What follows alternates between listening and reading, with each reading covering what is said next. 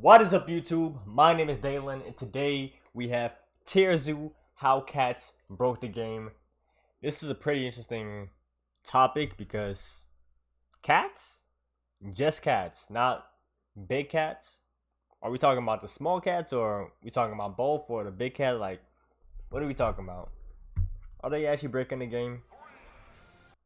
Okay, so wait, are those? No, those are small cats. Interesting. Let's see how the cats break the game. I'm curious. What you talking about, TierZoo? I mean, cats are pretty interesting. I don't know how they fare in terms of survival in the wild. Okay, so I guess he is talking about big cats as well. Thought he was gonna only talk about small cats. Can seem pretty set in stone sometimes, but in reality, this game's tier list can seem pretty set in stone sometimes. But in reality, major shifts in the meta can happen extremely quickly, especially when new resource hotspots and points of interest open up.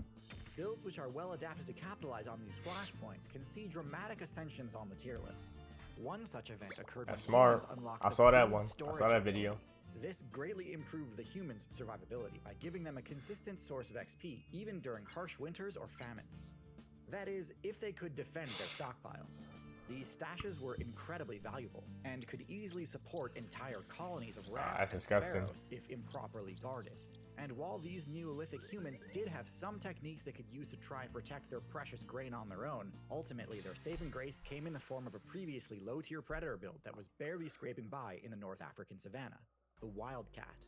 A build which, once domesticated, would go on to become one of the most oppressive, overpowered predators in the current meta. But what is it about the house cat that makes it a dominant threat? And how was it that the wildcat became better suited at taking advantage? I think not the only, but one of the interesting things about cats is that they could actually walk. Also, the fact that the Sphinx is a human lion type of cat, you know. Infestations than other builds. Interesting that they chose that as like the house cat. We need to go way back and start our listen, story just there's something about cats that we don't know about.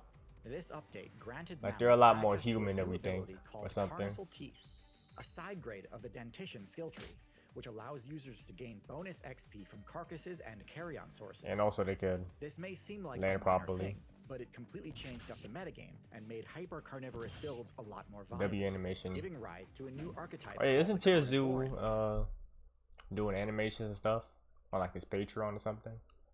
A group which hope that's doing many well. of the most popular predator builds in the current meta. Carnivorans are divided into two factions, caniforms and feliforms. Caniforms are more generalist in nature and invest a lot into the olfaction skill tree, letting them track the sense of whatever they need, be it scavengeable carrion, prey, fruit, honey, water, or teammates, from a great distance. They also tend to have a lot of stamina, allowing them to run for long distances. Hold on, that's clean. Hold on. Feliforms, on the other hand, doubled down on the carnivoran archetype's original strategy. They spec'd into even more abilities meant to crank up the efficiency of the hyper-carnivore game plan. The ability Tongue Papillate allows felids to extract even more value from fresh kills. Instead of investing heavily into scent-based sensory power, feliforms tend to focus more on their hearing and eyesight abilities. What happened there? Instead of investing heavily into scent-based sensory power, fart tend to focus more on their hearing and eyesight. After the cat. This doesn't help them scavenge, since things like carcasses and berries don't make sound, but it does make them incredibly good at detecting hidden prey. Also, in keeping with the carnivoran's first major advancement, feliforms also focus a lot more heavily on specialized dentition, optimizing their bite attacks to deal massive puncture damage, and more effectively hold onto prey so the user can deal bonus damage with their claws. A cat and a dog. A few more ambush-focused abilities like retractable claws and camouflage fur patterns, and you've arrived at the model. I don't know what to name them though. One of the most successful stealth assassin. What's a good cat name and a dog name? During the Ice Age expansion, felids were such a let me know in the comments that many other predator builds. What are y'all favorite names to name them? In the current meta, cats remain incredibly dominant in virtually every major terrestrial server. Basically every cat, including the ones I like to throw shade at, is a threat. Not just to those of similar weight class, but even to builds that vastly outweigh them. Although their power stat tends to be fairly modest among carnivorans, through efficient use of critical hits, a skilled felid player can take down just about anything. While the majority of the Felid player base was off rampaging through the upper weight classes, an offshoot of the faction opted to forego larger size and instead chose to spec into a few new abilities, meant to capitalize on exploiting the weaknesses commonly found in the lower weight classes. So let's finally start unpacking what makes the house cat so overpowered. We'll begin with a quick look at the cat's stats. We've got a build with upper mid-level intelligence, low defensive stats, decent damage, above average stealth, high mobility, and excellent perception. Right off the bat, something that might jump out at you is, well, the fact that nothing jumps out at you. Cats are supposedly some of the most broken predators of all time, and yet none of their stats seems all that busted on their own. Top tier builds tend to have at least one stat that is so high it completely invalidates the strategies of other players. But no, cats aren't able to use tools, they don't have a bone crushing or venomous bite, they can't change colors, they can't tank attacks for days. Yeah, animals are echolocate, interesting in so general. So no obvious answer here. Next, let's check out their unique abilities. We talked about a few already, including the abilities that buff the XP rates from meat sources. These should not be understated, as without them you can pretty much entirely write off the viability of this build. Cats, and all other mammals, have the warm-blooded trait. This grants them greatly improved stamina regen rates, greater resistance to cold damage, and a bunch of other useful perks, but at the cost I'm not gonna lie, I of barely see cats like meaning they need stick to their tongue out much more frequently than similarly sized like, full-blooded builds.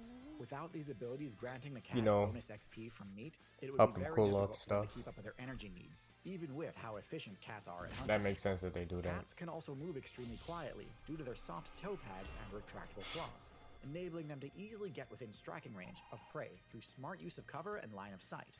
But okay, all types of cat, large and small, have those abilities. How about something more unique to house cats? For that, let's look at their primary perception-based ability, slitted pupils. This ability grants house cats extremely precise depth perception, greater than all other felids. This allows them to perfectly judge the optimal pouncing distance, massively increasing their odds of landing an immediate critical hit and incapacitating their target before it has a chance to respond. So even though the house cat's base damage isn't broken in and of itself, when a house cat goes on the offensive, it can certainly look that way.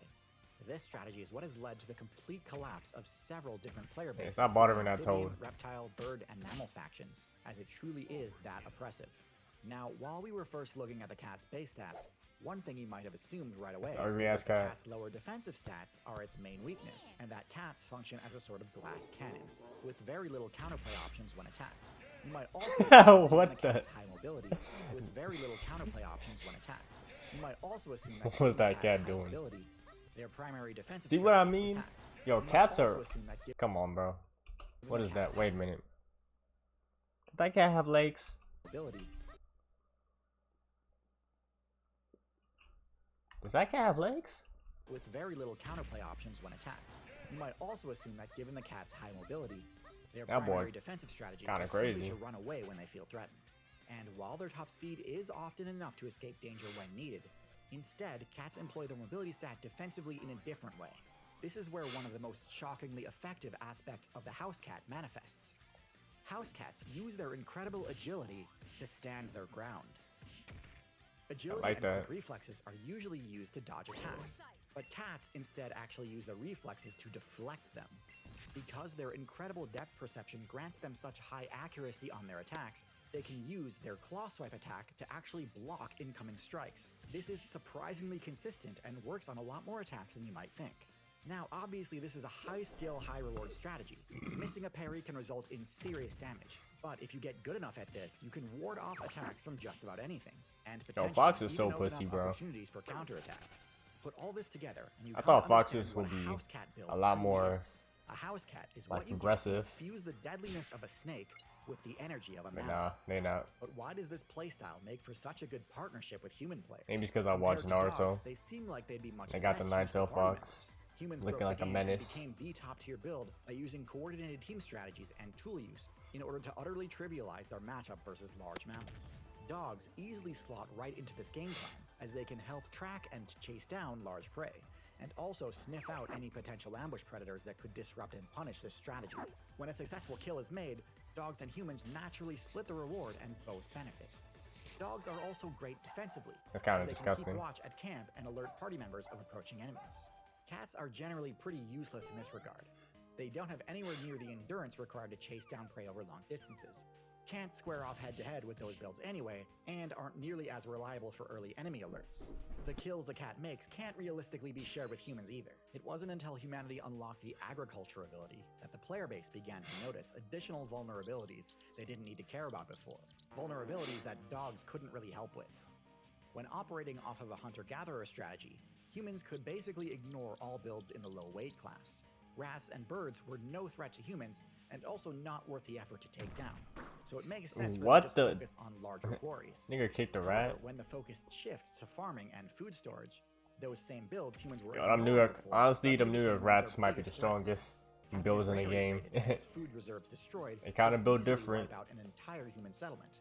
So figuring out proper security for I've these even storage seen sites rats is critical. from New York taking Dogs showers. simply are not effective enough at stopping pest infestations to fill that role.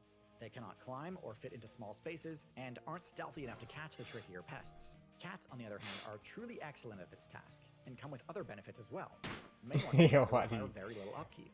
Although they are social cats are builds, interesting. they hunt alone, so they don't require any direction or attention from their human party members in order to accomplish their task. Since humans don't have any need for rat or bird carcasses, See, wolves are my the fact that favorite cats don't usually share type their of kills is actually animals. a benefit rather than a drawback. So The naturally, only thing cats really require from humans is to like, share in the shelters they construct. I like In the dogs better than wilderness, cats, but, typically you use know. burrows, hollow stumps, or caves as I like their home both. bases.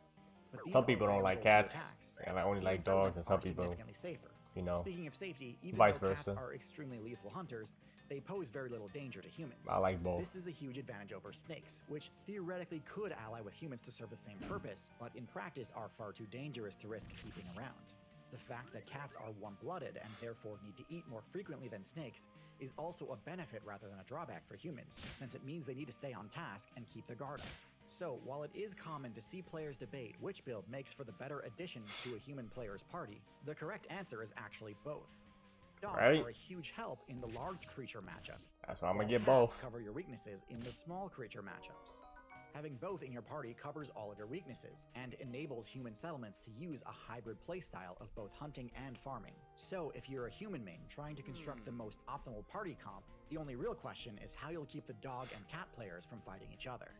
Now, knowing Right. which traits and abilities to invest in can be a difficult choice. I want a wolf type of Luckily dog. for you, I've partnered with the game Cell to Singularity to provide you the perfect training simulation. Cell to Singularity is a W little science- ad. Anyways, hey, W video for my boy TierZoo. Yo, cats are kind of broken though.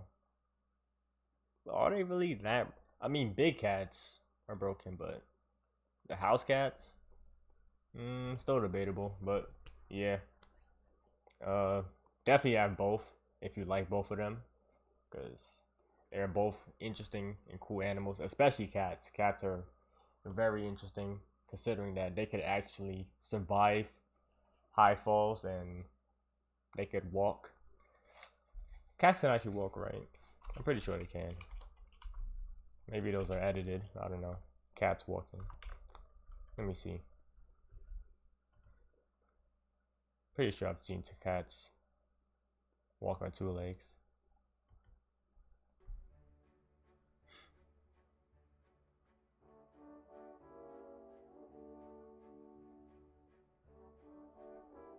Yo, you niggas are so weird, bro.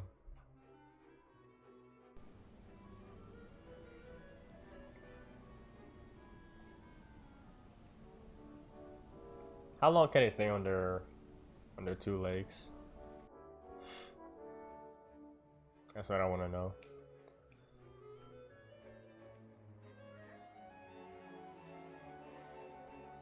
Maybe for not for long.